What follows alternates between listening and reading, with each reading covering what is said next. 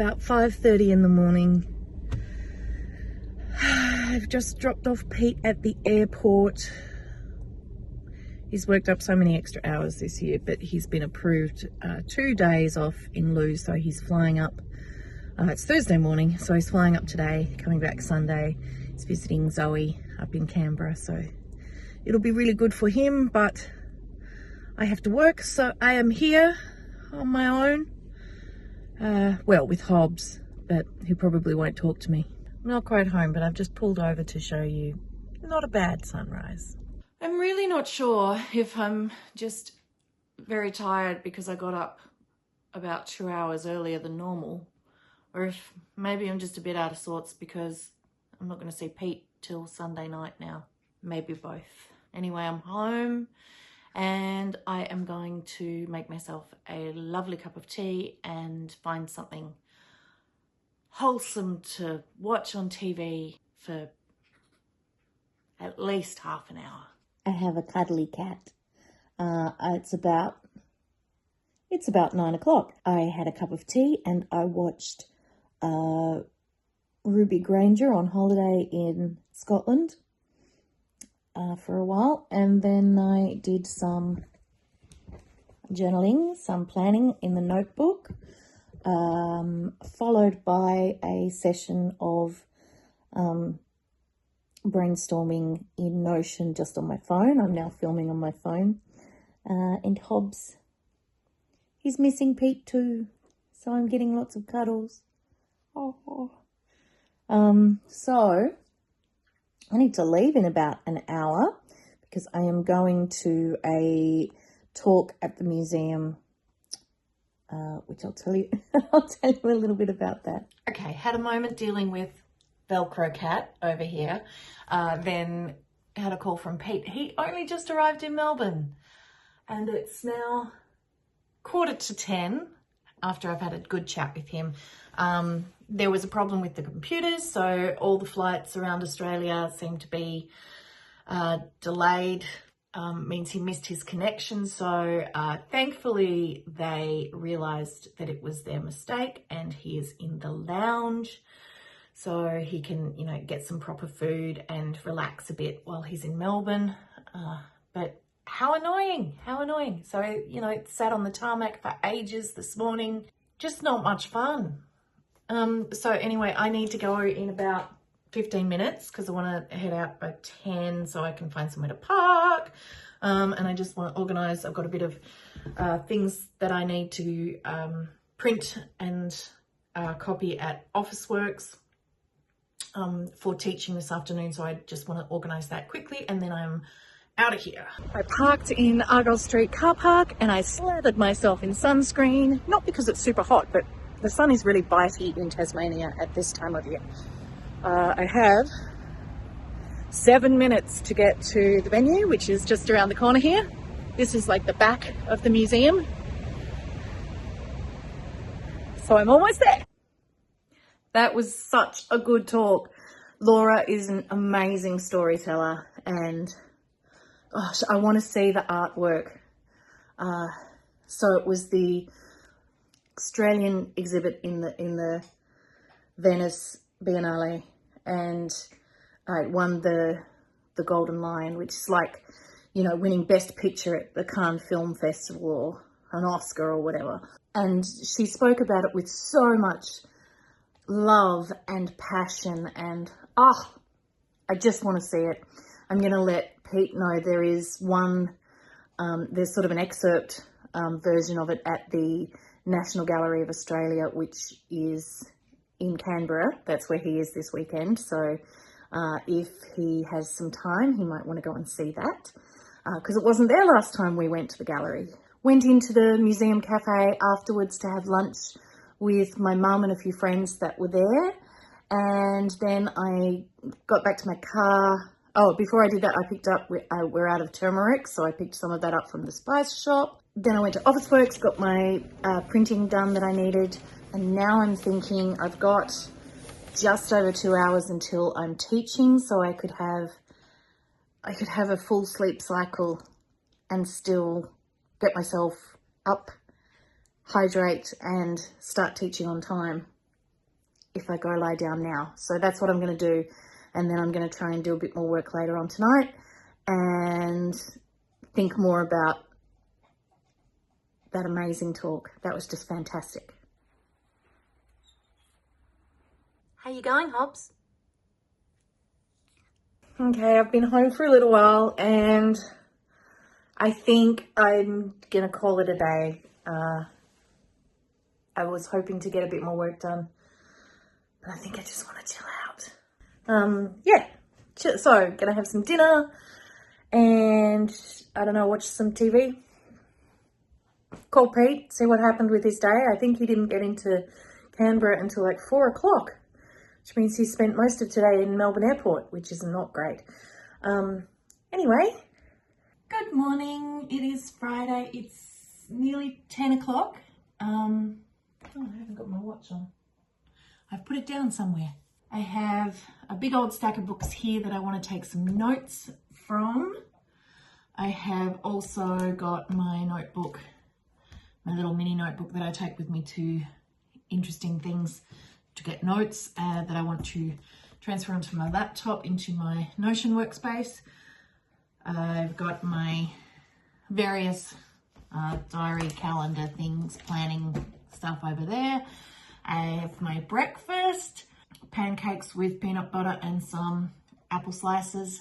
I've been up for a few hours, had a lovely FaceTime call with Pete, put some laundry on, bits and pieces like that. I'm taking it very easy today, knowing that the weekend is going to be kind of crazy. And I also figured out this morning that I will have to drive myself in to work because there are no buses that early on the weekend here in Hobart, so not ideal.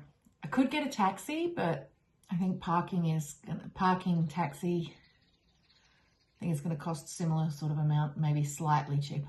Anyway, I'm going to be here for about 2 hours-ish, and then I'm having lunch with a friend down at Bellarine Village, which will be lovely. Then maybe come back to this in the afternoon because I am sure I won't get all of this finished this morning.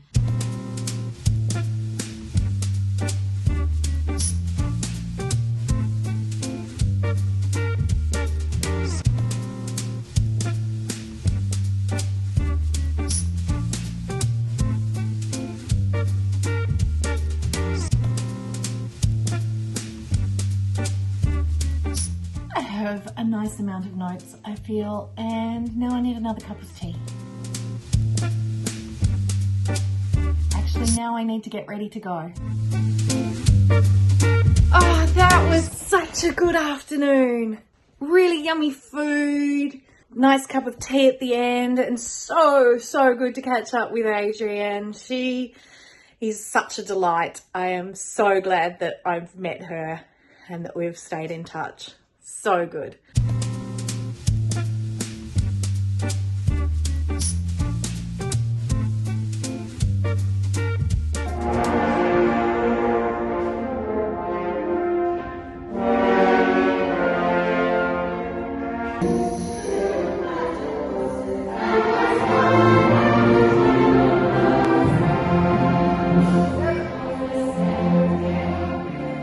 We are rehearsed, we are set up. I am going in search of lunch. Okay, so I did get a little bit distracted there by a very nice vintage store just there called Goodbyes, and I was wondering, got to wear dress blacks tomorrow, and I don't really have a lot of black clothing, let alone dressy black clothing, but I have a skirt and now I have a top. Problem solved. Still haven't had lunch. I decided I was ready to come home, so I got myself a drive-through meal and I've just plated it up to be a bit more fancy. And then I will probably fall into a food coma and see where the night takes us.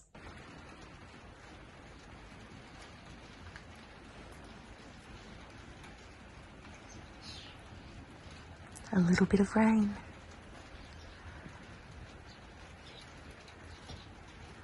I had a sort of snacky dinner. Funnily enough, after my deep fried lunch, I didn't feel like a huge meal. And oh, I have something on my hand. I think it's chili sauce. I will deal with that in a minute. I've taken some more book notes. I got my things organised for tomorrow, which I might actually pop in the car tonight. I don't have to leave until a bit later tomorrow because I'm not starting until 8 in the morning. But I'm still so annoyed I have to drive because there's no public transport that early on a weekend in Hobart. That's not great. Something else that I want to do tonight is some planning for the week ahead. I want to kind of schedule things so that Monday is at least most of the day off. I know I have some things that I need to do in the afternoon and the evening, but until those things that are, you know, already locked in and involving other people happen, I am going to have a day off. I'm going to get on to doing those things now. I've got to clean up the kitchen a bit. I think that's my night. Tomorrow, as I said, I start at 8 in the morning. The concert finishes at 2. I should get out of there about 3, unless they need help with the lifty shifty stuff. But today I did manage to get out at the anticipated time, so bodes well for tomorrow. And then Pete gets in at 5 or 5:30, assuming that his flight is on time. A bit to do to get properly ready for tomorrow, and then bedtime.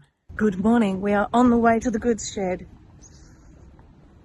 7:45.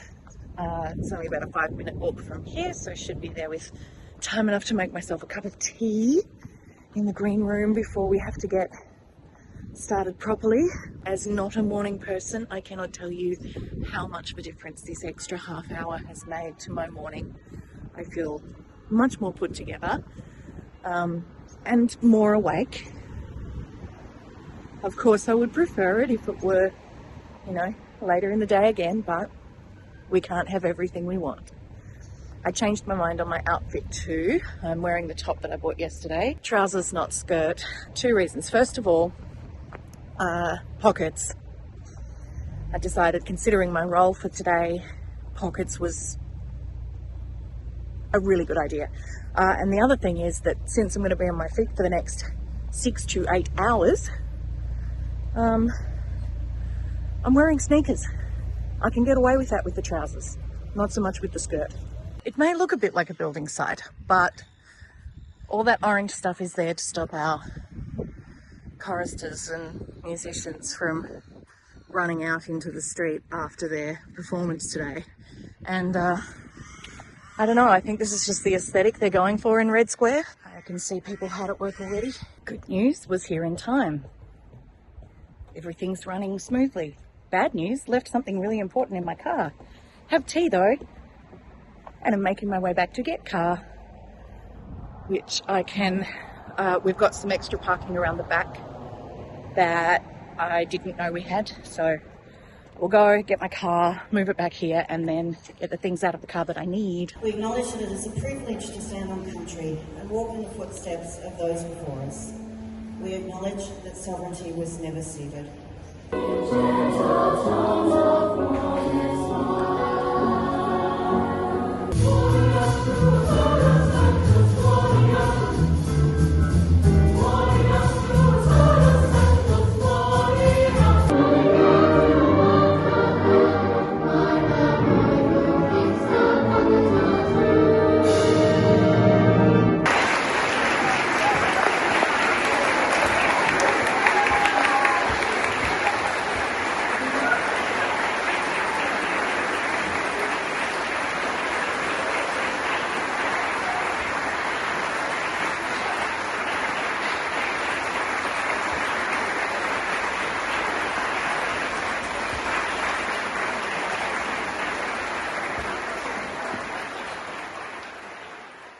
We did it! Oh my gosh. Okay. Whew. Am I exhausted? Yes. Yeah, I am. But I am a very happy coordinator because the chorales were all wonderful. I'm so proud. So now I am at my local shop. Oh, and I'm sweating, making my mascara run.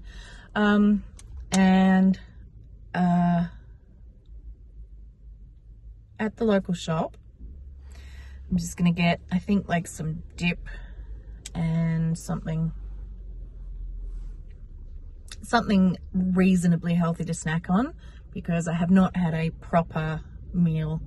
I've had a couple of apples, a banana, several biscuits, lots of cups of tea. I had a Milo, that was yummy. Some kind of snack with some good vegetable fibre, I think, is in order. And then in about an hour and a half, 2 hours, something like that, I will be going to pick up Pete from the airport. Snack time though. Not the only one who didn't have a proper lunch, huh?